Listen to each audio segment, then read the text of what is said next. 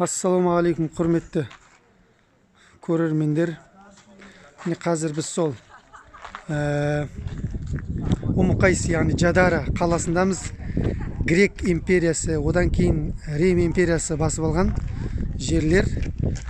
Жер бетінен шамамен 700 метр немесе 800 метрдей теңіз деңгейінен биіктікте орналасқан қала. Ал міне алдарыңызда мына видеоны түсіріп жатқан себебім, алдарыңызда ана екі таудың ортасында тұрған көл, Табария көлі деген көл. Мына жақтағы кісілер де соны айтып жатыр, туристер нелер.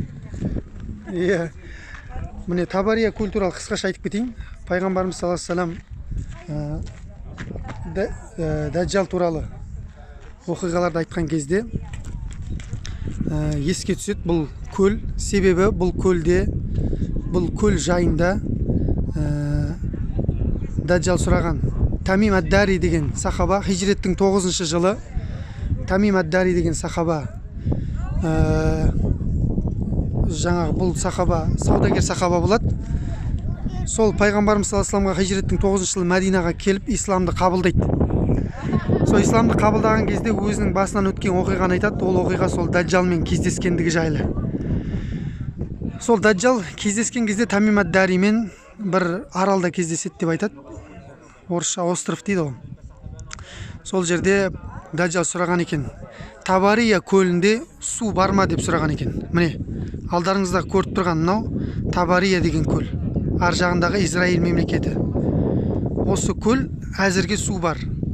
Және осы көлдің ар жағында Бисан деген қала бар. Сол Бисан деген қаланың құрмалары жайында сұрайды Даджал. Және пайғамбарымыз саллаллаху алейхи вассалам арабтармен соғысты ма деп сұрайды, Бәдір соғысы жайында сұрайды. Міне осылардың барлығын айтқаннан кейін Даджал айтады, мен Даджалмын дейді. Мен Табария көлінің суы тартылған кезде және соның ар жағындағы міне Бисан қаласындағы құрмалар өнім бермей қойған кезде мен шығамын дейді. Енді бұл білесіздер, Даджалдың шығуы жер бетіндегі ең адамзат жаратылғаннан бері ауыр фитна.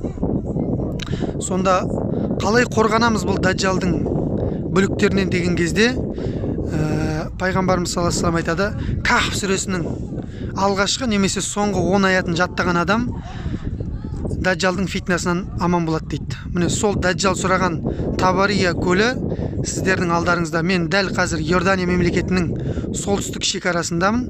Ар жағы Израиль мемлекеті, Палестина бұрынғы, қазір Израиль жаулап алды. Ал мына жағымыз міне Сирия мемлекеті.